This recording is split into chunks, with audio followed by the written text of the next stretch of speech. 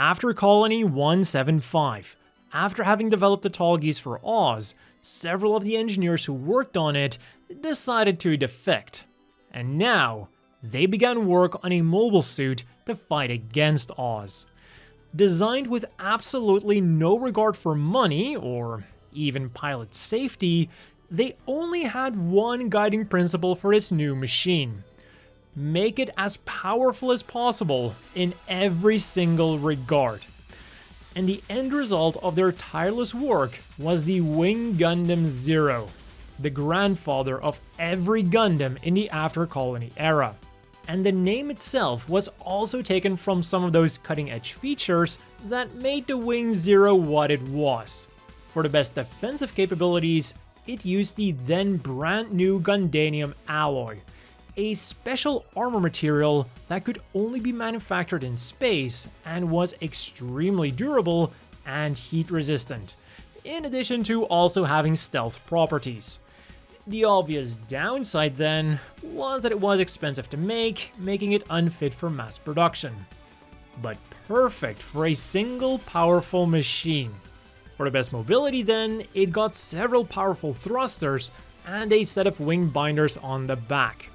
These gave the machine a lot of agility, despite its heavy weaponry, and it could also transform into Neo Bird mode for faster travel. And in this mode, its thrust even succeeded that of the Tallgeese, making it the fastest mobile suit around. For its weaponry then, it came outfitted with 2 beam sabers stored in the shoulder armor, 2 large caliber machine cannons on the shoulders, and then its 2 signature weapons were the twin Buster rifle and the shield. In addition to acting as a piece of defensive equipment, the shield also acted for the nose cone of the Neo Bird mode, and it also had several offensive capabilities as well. Because it was made out of Gundanium alloy, it was more than powerful enough to strike enemies with, and it could even extend a bit like a pile bunker, to give it just that little bit extra punch. And for good measure, it also had a pair of wing Vulcans mounted on its sides. Although, according to some sources, the wing Vulcans are mounted on the wings, which would also make sense considering their name. But there are also other sources that list their location as unknown. So I say, why not both? This machine is meant to be ridiculously powerful after all. And for extra defensive capabilities, it also had an anti-beam coating and a dedicated heat dissipation system to make it even more indestructible. The main weapon then was that twin Buster rifle, an extremely powerful twin-barreled beam cannon that can rightfully be called the most powerful weapon of the entire After Colony universe. At maximum power, it could easily wipe out a colony, and thanks to the fact that it was directly linked to the Wing Zero's powerful reactor, it could also be fired a lot.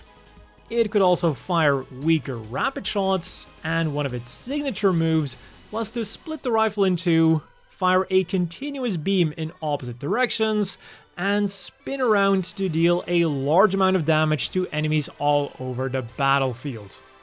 And when in Neo Bird mode, the rifle was also split in two and mounted on either side of the shield. And yes, it was still usable. The only downside of this incredibly powerful weapon was that it was of course also very big and therefore less maneuverable when compared to a more standard sized beam rifle. But this still wasn't everything that the Wing Zero had to offer, because its electronics were also top notch. Its head was filled to the brim with high performance sensors and antennas, and on its chest it had the so-called Search Eye, a dedicated data gathering system that focused on visual and radio wave data. Understandably though, all of this made the Wing Zero a very difficult machine to pilot. And this then brings us to the final piece of its name, the Zero System, or the Zoning and Emotional Range Omitted System in full.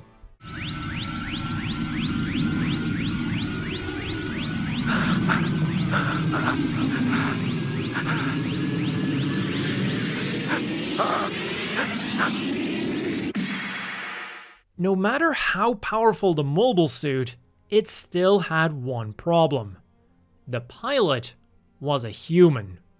So in order to fix this, the engineers came up with a new computer system that would allow the pilot to achieve perfect victory.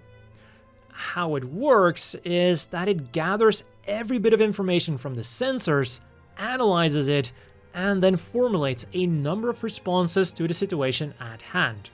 This sounds simple and straightforward enough, but there were a number of problems. The first is that this massive amount of data is fed directly into the pilot's brain, something that by itself could already cause a serious data overload, driving the pilot crazy.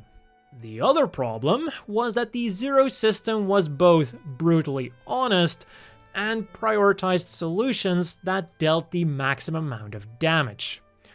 Morals, allies, and even pilot safety be damned.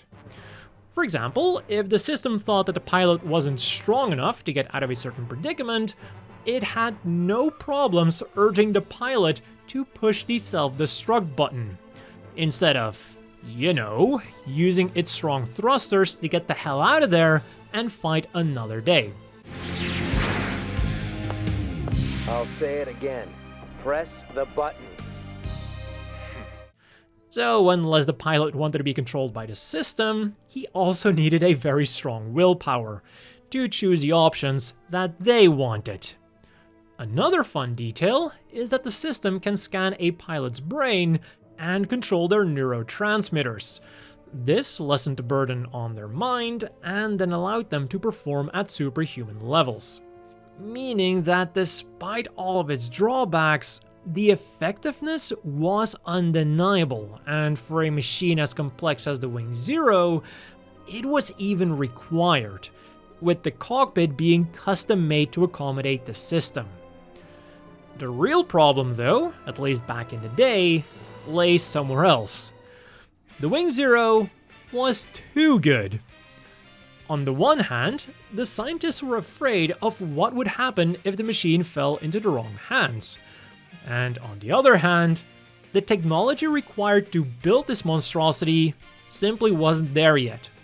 So instead of building the Wing Zero, the 5 scientists each went their own way and built their own simplified Gundam that was then meant to participate in Operation Meteor, a plan made by rebels in the colonies to fight back against the oppressive Earth Alliance. Master O built a Shenlong, a Gundam focusing on agility. Instructor H built a Sandrock, a Gundam focusing on heavy armor and advanced communication capabilities, making it a great commander unit. Dr. Ez built the Heavy Arms, a Gundam focusing on heavy weaponry.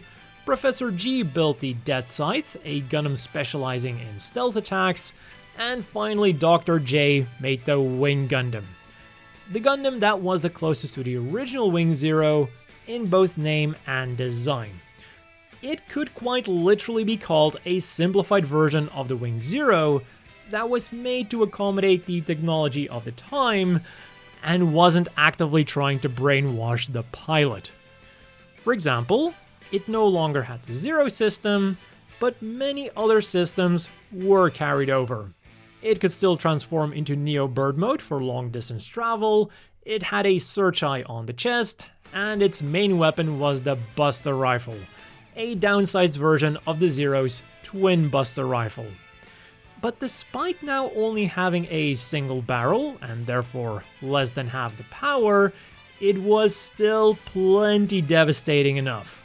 The power of a single shot was enough to power a medium-sized city for an entire day, and it had an incredibly wide kill range. It created a violent plasma vortex with a diameter of 150 meters and scorching heat waves that extended for tens of kilometers. If this thing fires in your vicinity, you're going to die one way or another. The big downside, though, was that the gun was now cartridge-fed, rather than being powered by the Wing Gundam's generator. The gun itself houses 3 cartridges, giving it 3 shots, and in some depictions, it could also house 3 spare cartridges on each arm, giving it a total of 9 shots. The upside about this was that this weapon could now also be used by any other mobile suit as well.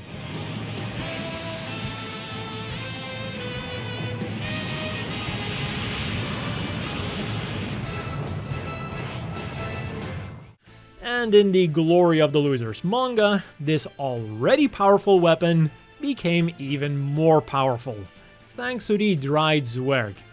This weapon was originally developed as part of the Zero's arsenal, but just like the Zero, it wasn't originally built. That is, until the Wing Gundam's pilot Hiro Yui came across the data and recreated it. The Dried Zwerg consists of 3 identical Messer Zwerg components, which can each act as their own weapon. But the real power of these things is in combination with the Buster Rifle, and when combined, it becomes the Dried Zwerg Buster. There is one problem though. The originals were meant to be made out of Gundanium alloy, and the replicas made by Hiro were not made out of Gundanium alloy. So when firing at full power, they can't handle the output and break down after just 1 shot. And later on, when Hiro got his hands on the Wing Zero, he would also attach the Dried Zwerg to the Twin Buster Rifle.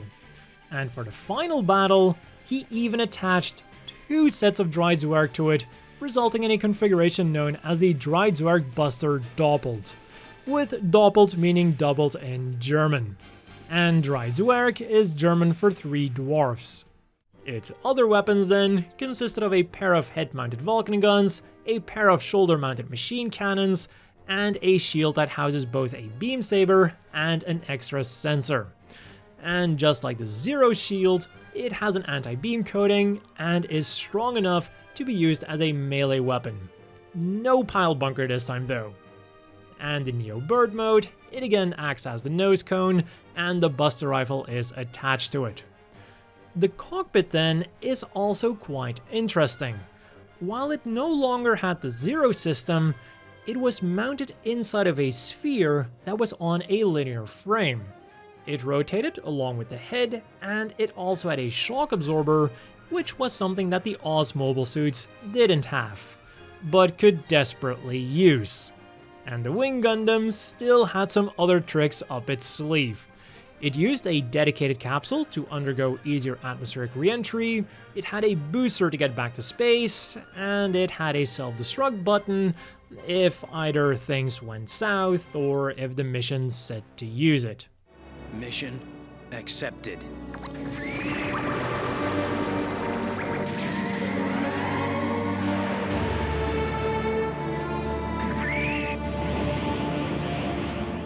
Unlike the other 4 Gundams though, the Wing Gundam would never get upgraded. But it did get fixed up many times.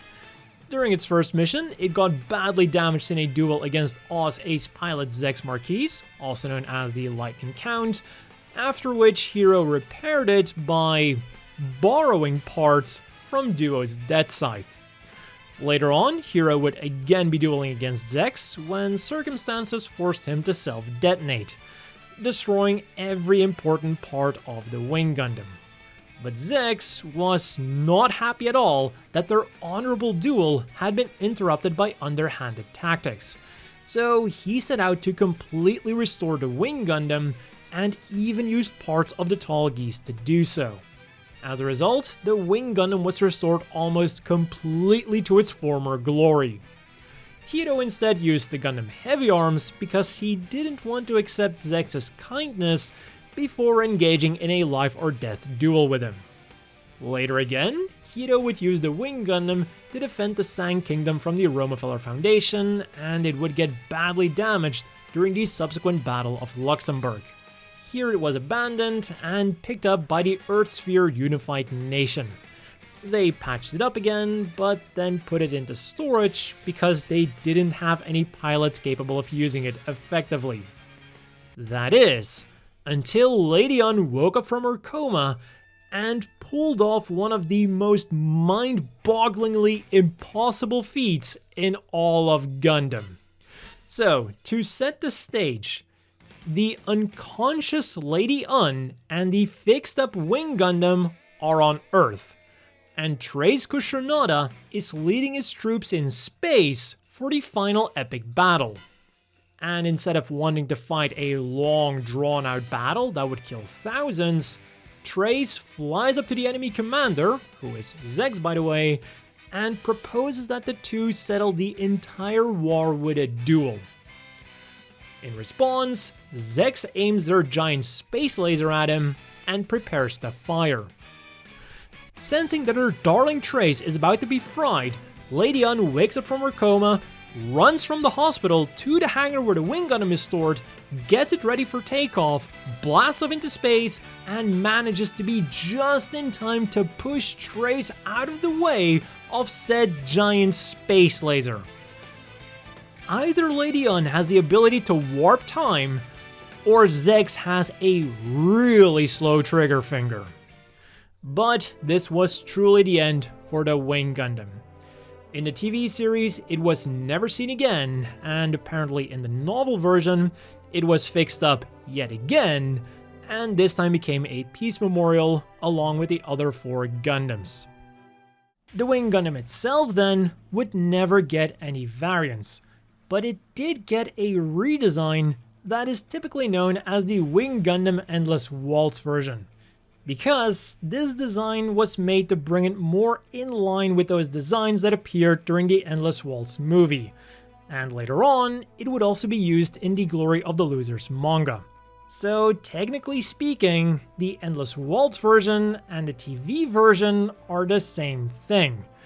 They just look very different, and their armaments also vary quite a bit. It no longer has the head-mounted Vulcan guns, and the machine cannons are identical to the ones used by the Wing Zero. And this is also the version that used those spare cartridges for the Buster Rifle and the Dried Zwerg. But none of these changes have an impact on the story. For Hero's next mobile suit then, we have to go a little bit back to the past to have a look at another Gundam pilot, Quatre Rabarba Winner. In order to get back into space after his missions on Earth, he had to sacrifice his Gundam, the Gundam Sandrock. And then when he got back to space, things would go from bad to worse. To keep a very long story short, he saw how his father was killed by the colonies that he was fighting so hard to protect, and he was absolutely powerless to stop them. This caused Quatre to snap, and instead of protecting the colonies, he now wanted nothing more than revenge against them. But he had no mobile suit to carry out this revenge. Fortunately for him though, he found the plans for the Wing Gundam Zero. And he could actually turn them into reality at this time with the vast resources of the Winner family. The completed Zero system didn't do Quatre's already diminished mental state any good, and he completely lost it. He went on a murderous rampage that wouldn't be stopped until fellow Gundam pilots Hero and Trowa intervened, and fortunately were able to bring Quatre back to reality. This did have one giant negative consequence though. At the time, both Hero and Trowa were working for Oz.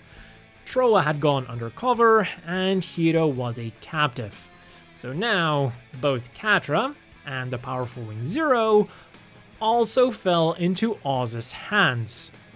That is, until Hero and Quatre escaped to Earth, and Zechs would claim the Zero for himself. A few trials and tribulations later then, and Hero would receive the Epion from Treize, which was a close combat Gundam that had its own version of the Zero system. And he would then use this machine to fight against Zechs again, who now had the Wing Zero. The duel would end in yet another draw, but this time it was because both pilots were so exhausted from the mental strain caused by their respective Zero systems. Also, at the end of this duel, they decided to trade mobile suits, finally establishing Hero as the pilot of the Wing Zero. But down the line, he would also lend the Wing Zero to Wu-Fei and Troa. Because dangerous as it was, the Zero system had certain, let's call them therapeutic qualities. Wu-Fei was unsure of who his true enemy was, and he had lost his way because of this. And apparently, the Zero system was also very capable of telling someone who their true enemy was. And for Wu-Fei, this was Trace Kushonada. As for Troa, he had lost his memories, and by using the Zero system, all of those lost memories returned to him. So the Wing Zero definitely got around. And of course, Hito would use his machine to duel against Zex again.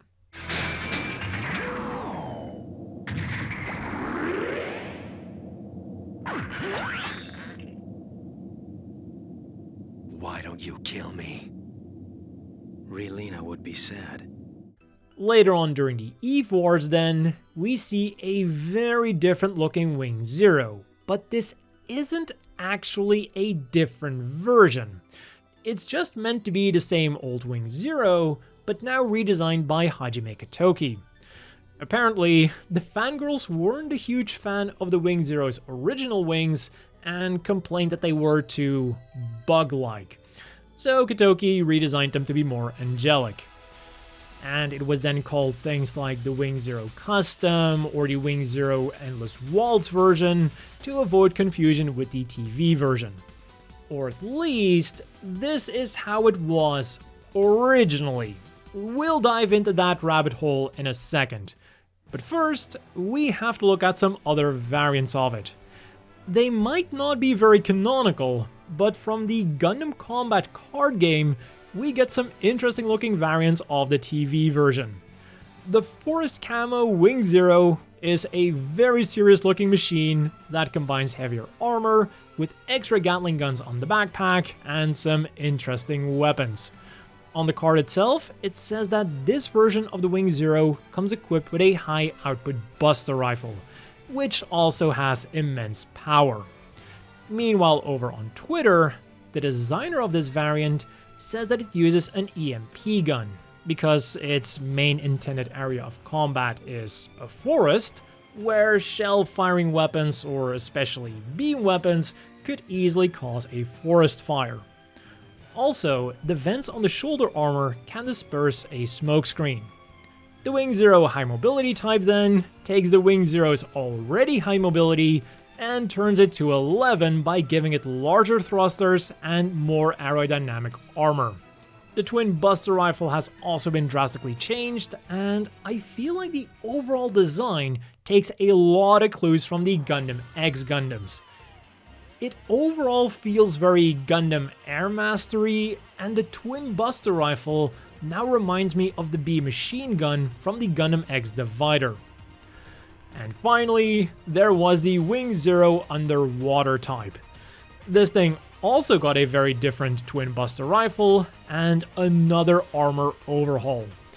Instead of transforming into Neo Bird mode, it now transformed into Submarine mode, which I think is a really missed opportunity to call it something like the Neo Dolphin mode or like the Neo Fish mode.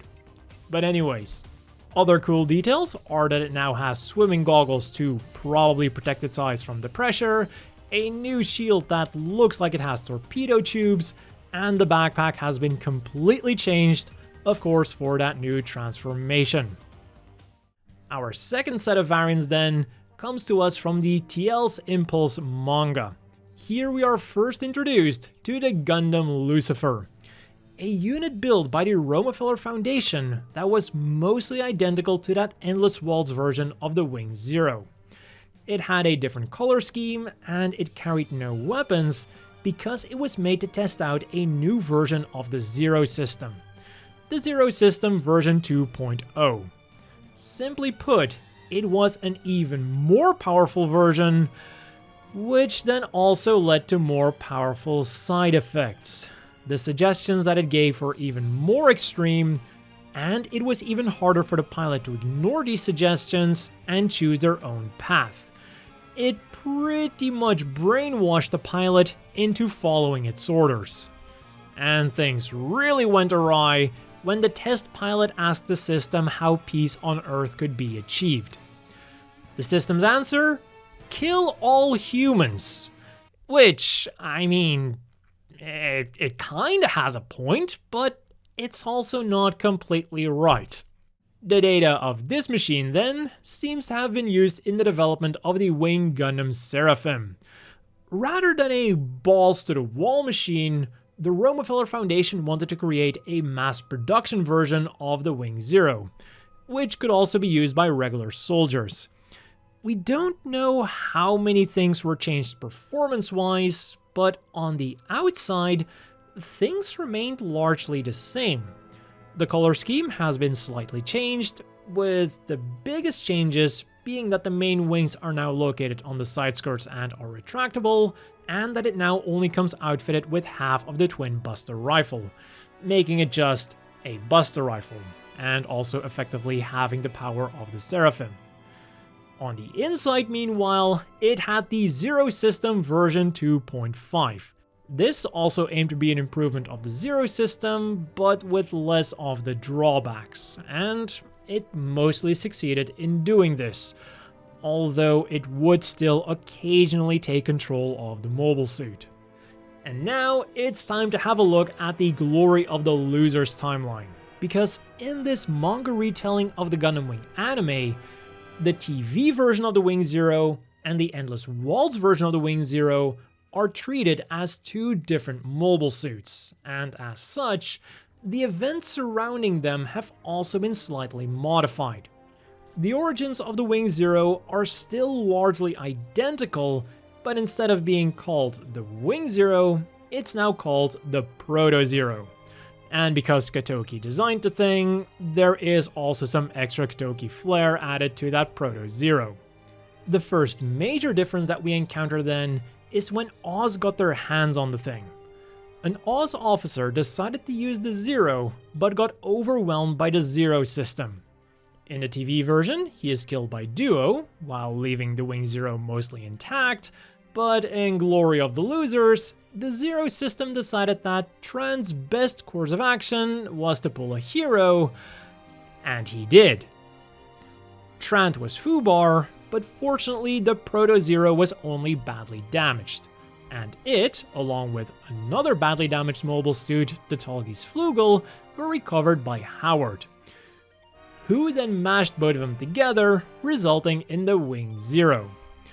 But despite looking identical at first glance, there are a few differences between the Wing Zero from the Endless Waltz OVA and the Wing Zero from the Glory of the Losers manga.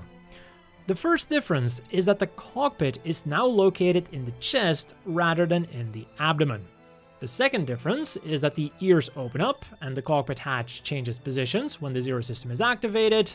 And the third and final difference is that it now has a shield. As a consequence, the Glory of the Losers version can transform into Neo Bird mode. And unlike the TV version, it has a dedicated Neo Bird mode for space and another dedicated one for Earth. The difference between the two being how the wings were deployed. And talking about the wings, these had some cool gimmicks other than just looking pretty too. They can close into an atmospheric entry mode, they can function as a shield, and thanks to their special structure, they can also be used to dissipate heat, which is visually represented by feathers flying around. A final lore difference then between the Endless Waltz version and the TV version is the so-called Zero frame. Unlike the Oz mobile suits, the Wing Zero's armor and frame were completely separate, so it could keep on fighting even if over 90% of its armor had been damaged. And this self-contained frame was also extremely nimble, giving it the same range of movement as a human. The final Wing Zero variants come from the controversial Frozen Teardrop novels. First up, the Wing Zero's backstory was slightly changed. As stated earlier, originally when the Wing Zero was designed, it wasn't built, because the technology required to build it simply wasn't there yet. But according to Frozen Teardrop, this didn't stop them from trying to build one with that incomplete technology. As a result, it had a wonky, rudimentary Zero system and no twin buster rifle. This incomplete Zero then would be used by Hiro's father, Odin Lowe. Much later in the timeline then, Catra, now going by Instructor W, and Troa, now going by Dr. T, decided to build 4 new mobile suits: the Warlock, the Prometheus, the Scheherazade, and the Snow White. But this was easier said than done because of the new pacifism laws. Total pacifism was now the norm, and all data concerning mobile suits had been lost. But then the former Gundam pilots had a lucky break. They found abandoned mobile suits made out of Gundanium alloy that were built sometime in between the Wing Zero and the 5 Gundams that we're all familiar with. And on top of that, these machines supposedly participated in the Second Lunar War, a conflict that took place at an unspecified time before the events of the Gundam Wing anime. So, having recovered these machines, they set about upgrading them with modern technology. One interesting thing though is that apparently in the novel they are never referred to as Gundams, despite their developers modeling them after Gundams and the fact that they are made out of Gundanium alloy. And in the case of the Snow White, it's even said to be almost identical to the Proto Zero, minus a more white color scheme, hence the name. Bigger differences though can be found in the weapons. It's described as having a beam saber and a new buster rifle that uses 3 cartridges, making it sound similar to the buster rifle of the Wing Gundam. And the Snow White 2 can carry 3 spare cartridges. But the real power of this weapon again comes from a special attachment, the Siebenzwerg, German for 7 dwarfs. And these 7 dwarfs can fire 7 differently colored beams, each with their own special effect. Red is super hot, blue is super cold, which can then be made stronger by firing it together with the red, black creates tornadoes, white shoots out lightning strikes, green creates a flash that causes green beams to rain down, which then transform into vines that tie enemy mobile suits to the ground. Silver are pretty much armor-piercing rounds and can penetrate even Gundanium alloy, and gold is an EMP. And the mobile suit itself had some other cool abilities as well. It's so maneuverable that it could easily shake off missiles, it can leave after images, it's got a stealth cloak, and it's got a Zero system that can be turned off. A truly revolutionary feature. And then the prototype for this machine was said to be the Snow White Prelude. Another maybe Gundam that looked even more like the Wing Zero. But again, it was more white and the weapons were slightly different. Or, well, in the case of the Prelude, it's the weapon attachments that were slightly different. Because the Prelude still had the twin buster rifle, but instead of the Messerzwerg, it had the Neue which were just upgraded Messerzwergs. 3 Neue still made a Dreidzwerg, and equipping 2 of those Dreidzwergs to the twin buster rifle still turned it into the Dreidzwerg Buster Doppelt. The main difference though is that they could now also be attached to the shield to turn it into the Shieldzwerg. And when not in use, they could be stored onto the other main difference with the standard Wing Zero, the Seraphim binders. The main wings were still the same, but they now also had an extra set of wings that were mounted on the back skirt. These could store the Neue and together with the main wings, they could be deployed in 2 modes. Rondo, where they're placed defensively in front of the Prelude, or Anthem, where they are placed more aggressively behind the Prelude. And then there was also the Black Wing, which was a black version of the Wing Zero that also had bat-like wings. The machine could either be controlled by a pilot or by the Zero system without a pilot. And then finally, to wrap up this video, there's also 2 completely non-canonical versions of the Wing Zero that I quickly want to mention. In SD Gundam G Generation Cross Drive, the main character gets an almost identical Wing Zero custom, but she has her own specialized combat support system that can be used in combination with the Zero system to make it even more powerful. And this unit was simply known as the Wing Gundam Zero Nikea Custom. And the second machine is the Wing Gundam Zero Rebellion from Super Robot Wars DD. The only real difference with the standard version was the coloring, and it was now used by Lelouch from Code Geass. I also love how they made it, by the way. Because the Black Knights didn't have the means to make it themselves, they leaked the plans to Britannia, kinda coaxed them into building it, and then stole it once it was complete. And that was it for the Wing Zero's development history. Which then leaves us with the age-old question. Do you prefer the TV version of the Wing Zero or the Endless Waltz version? Feel free to discuss in the comments, and while you're there, do consider hitting those like and subscribe buttons. The Zero system told me that's the best course of action for you to take right now. As always, a big thank you to the Patreon supporters. I hope everyone watching has a Merry Christmas and Happy Holidays, and I'll see you all next time.